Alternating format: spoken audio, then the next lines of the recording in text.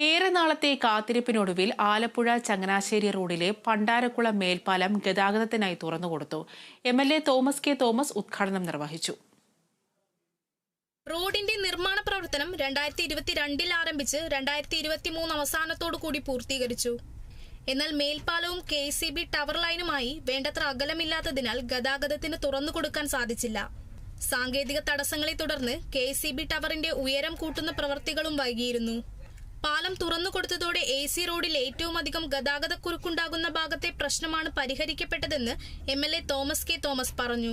ഏറ്റവും അധികം പ്രയാസമുണ്ടാക്കിയ ഒരു പ്രദേശമാണിത്. ഞങ്ങൾക്ക് ഒരാളുകാരോട് പറഞ്ഞത് തന്നെയാണ്. കാരണം ഏറ്റവും വലിയ തലവേദനയായിരുന്നു.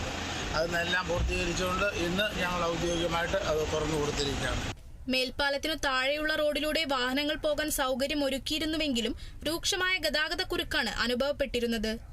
ഒറ്റവരിപ്പാത ആയതിനാൽ ഇവിടെ രാത്രികാലങ്ങളിൽ യാത്രക്കാർക്ക് പലപ്പോഴും മണിക്കൂറുകൾ കാത്തിരിക്കേണ്ട സാഹചര്യമുണ്ടായിരുന്നു.